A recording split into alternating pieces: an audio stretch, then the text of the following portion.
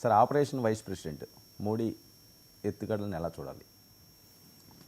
Operation vice president అంటే తప్పకుండా BJP అధిష్టానము లేకపోతే మోదీ అమిత్ షా వీళ్ళ అసంతృప్తి వల్లనే ఆయన ఇంటికి పంపించారు. పొమ్మని లేక పొగబెట్టినంత పని చేశారు.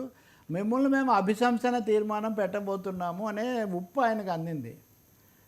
ఎందుకంటే ఆయన మా మాట వింటలేదు, మేమే మొనగాళ్ళుగా న్యాయ వ్యవస్థ మీద చర్య తీసుకొని చొరవ తీసుకున్నామని మేము చూపించుకోవాలనుకుంటుంటే ఆయనేమో ప్రతిపక్షం మాట్లాడడానికి అవకాశం ఇచ్చారు అనేది వాళ్ళ కోపం. నేను ముందు నుంచి న్యాయ వ్యవస్థ మీద తప్పుల మీద పోరాడుతున్నాను కాబట్టి సహజంగా నేను అవకాశం ఇచ్చాననేది ఈయన వైఖరి.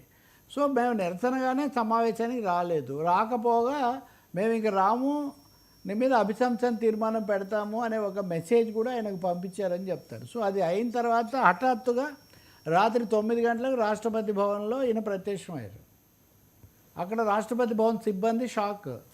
ఎందుకంటే ప్రధానమంత్రి అంటే కూడా రాష్ట్రపతి చాలా లాంఛనాలు ఇవన్నీ చాలా పక్కాగా పాటిస్తారు కదా. సో ఉపరాష్ట్రపతి ముందుగా అపాయింట్మెంట్ లేకుండా వచ్చేసరికి వాళ్ళు షాక్ అయిపోయారు. ఆయన కలిశారు, వెంటనే ఇచ్చేశారు, మీరు ఆమోదించండి అన్నారు. బయటకు వచ్చి 10 నిమిషాల్లో పోస్ట్ చేసేసారు. సో ఇదంతా చాలా మెరుపు వేగంతో జరగడం వెనుక బీజేపీ అధిష్టానం యొక్క ఆగ్రహము, అలుక, ఆదేశం ఉంది అనేది చాలా స్పష్టమవుతుంది. ఇంకా దీన్ని ఎందుకైతేనే మీద వచ్చింది. దీనికి ఇంకొక కారణం కూడా ఉంది. మొన్నటి శాసనసభ ఎన్నికలు ఇవి అయిన తర్వాత రాజ్యసభలో వాళ్ళకు కొంత గ్రిప్ పెరిగింది గతం కంటే. సో ఈ గ్రిప్ పెరిగినప్పుడు ఇంకా ధన్కర్ లాంటి హై ప్రొఫైల్ వైస్ ప్రెసిడెంట్ ఎందుకు, అనవసరమైన దూకుడు, ఈయన మాటలు కూడా మాకు సమస్య తెచ్చిపెడుతున్నాయని కూడా వాళ్ళు భావిస్తూ ఉన్నారు. కాబట్టి ఈ సమయంలో ఆయన బయటికి పోవడం అనేది వీళ్ళ ఇష్ట ప్రకారం జరిగితే తర్వాత ఏమవుతుంది, దీన్ని కూడా తమకు అడ్వాంటేజ్గా మార్చుకోవాలని మోదీ గారు ఇప్పుడు మీరు నిన్నటి నుంచి చర్చిస్తున్నారు. చాలామంది నితీష్ కుమార్ వైస్ ప్రెసిడెంట్ అవుతారా, కొంతమంది చంద్రబాబు నాయుడు వైస్ ప్రెసిడెంట్ అవుతారు, లోకేష్ ముఖ్యమంత్రి అవుతాడు, ఇంకా మనం చెప్పిన దానికి కంటిన్యూషన్గా ఇంకొంతమంది చిరంజీవి అవుతారు. ఎవరికి ఇష్టమైన పేరు లేకపోతే ఎవరికి తెలిసిన పేరు వాళ్ళు చెప్తున్నారు. కానీ నితీష్ కుమార్ను ఈ రేస్లోకి తేవడం కూడా ఒక విధమైన కుట్రే అని జేడీయూ భావిస్తుంది. ఎందుకంటే జేడీయూ నాయకులు ఏం చెప్తున్నారంటే నితీష్ కుమార్ ఇక్కడే ఉంటారు, ఆయన ఎన్నికల ప్రచారానికి నాయకత్వం వహించి మళ్ళీ ముఖ్యమంత్రి అవుతారు, ఆయన ముఖ్యమంత్రి పదవి నుంచి తప్పించి ఢిల్లీకి పంపించడానికి ఈ డైవర్ట్ చేయడానికి ఈ చర్చ తీసుకొస్తున్నారు. నితీష్ కుమార్ ఒక ఇంచు కూడా ఇక్కడి నుంచి కదిలే ఆ ప్రశ్న లేదు అంటున్నారు. అదే సమయంలో చాలా ఛాయిస్ ఎక్కువగా ఉన్నది రామ్నాథ్ ఠాగూర్. ఈయన కర్పూరి ఠాగూర్ కుమారుడు, బీజేపీలో సహాయ మంత్రి కేంద్రంలో. సో ఈ రామ్నాథ్ ఠాగూర్ అనే ఆయనకు అవకాశాలు ఎక్కువగా ఉన్నాయి. అధిష్టానం అది కూడా బీహార్ యాంగిలే. 2 ఏళ్ళు ఉపరాష్ట్రపతి పదవికి ఖాళీ మిగిలింది 2 ఏళ్ళే కదా, ఇప్పుడు వచ్చాయని 2 ఏళ్ళే ఉంటాడు.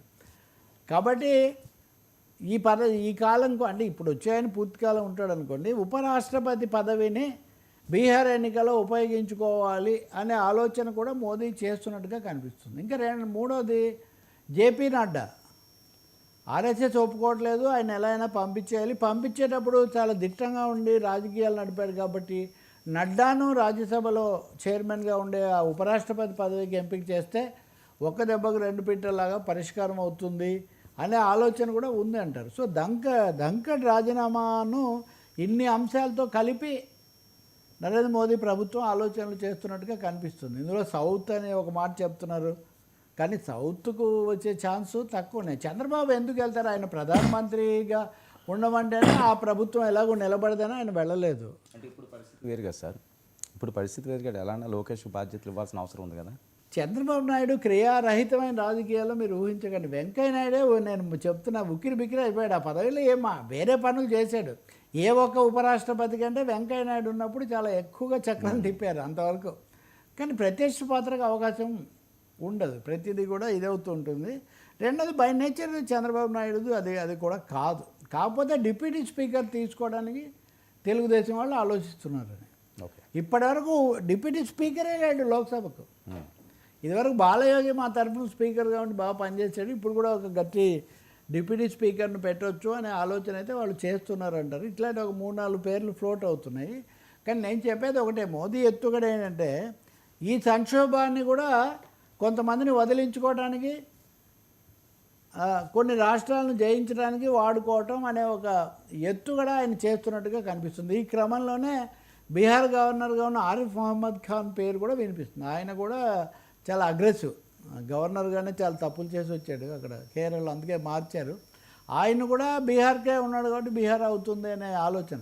సో బీహార్ ఎలక్షన్స్ అనేది వాళ్ళ బుర్రలో బలంగా ఉన్నట్టు మటుకు మనకు కనిపిస్తుంది. ఓకే సార్, క్వాజ్ గన్లే next target, Saidapuram mines market.